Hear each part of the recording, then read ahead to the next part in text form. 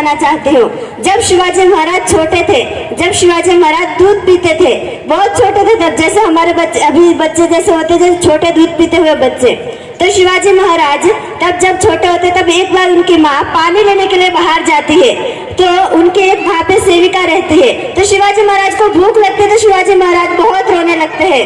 तो वो सेविका सोचती है कि जीजाबाई कब आएगी और कब इस बच्चे को दूध पिलाएगी कि बच्चा इतना तड़प रहा है दूध के कारण।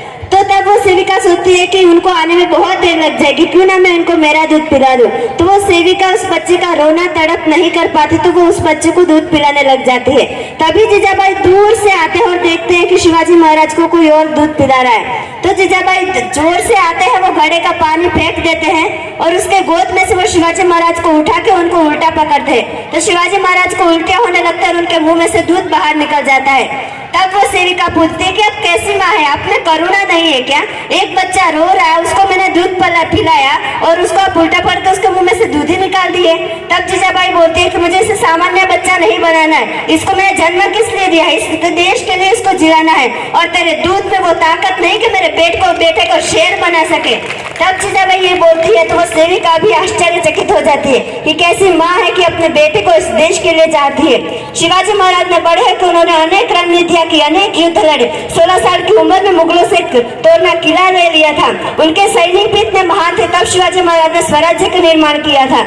उनके मावड़े कैसे थे?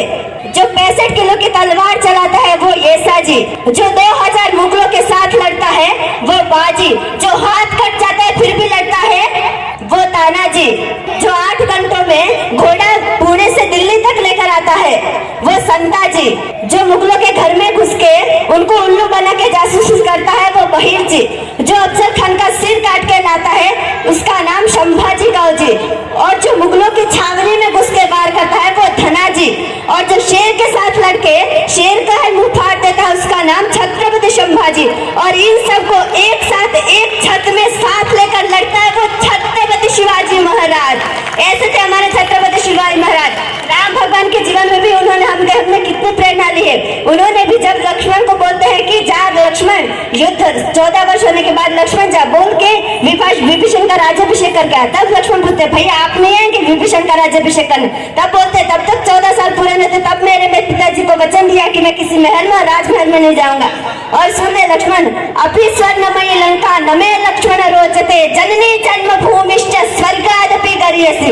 अरे सोने की लंका भी मेरी जन्मभूमि नहीं है। वो श्री राम भगवान सोने की लंका को भी ठक्कर मार देते अपनी मातृभूमि के लिए कि वो मातृभूमि तो मेरे स्वर्ग से भी बढ़ के महान है। तो इन महापुरुषों के जीवन से प्रेरणा लेके हम उनके चरित्र गाते हैं, हिंदू सम्मेलनों में जाते हैं, लेकिन वो हमारे इतने महापुरुष थे। महाराणा प्रताप हो, शिवाजी महाराज हो, राम जी हो, कृष्ण जी हो, सुभाष चंद्र बोस हो, झांसी की रानी लक्ष्मीबाई हो, दुर्गावती हो, ऐसे अनेक महापुरुषों के बारे में हम जानते हैं, लेकिन सुनने से कुछ नहीं होता, हिंदू सम्मेलन में जाने से कुछ नहीं होता। हमें भी हमारे बच्चों को जगाना है, हमें भी उनके ऊपर हिंदुत्व लाना है, तब जाके ये देश होगा। ऐसे सम्मेलन हो गए, हर माँ सोचे मेरा बच्चा भी शिवाजी महाराज बनेगा, झांसी की रानी मेरी बेटी बनेगी।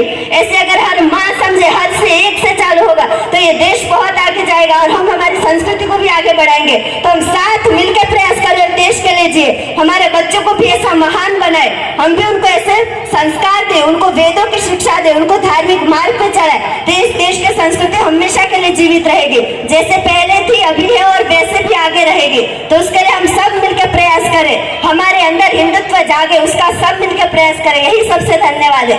मुझे अवकाश दिया इसके लिए सबका बहुत बहुत धन्यवाद। जिजिया माता की जय।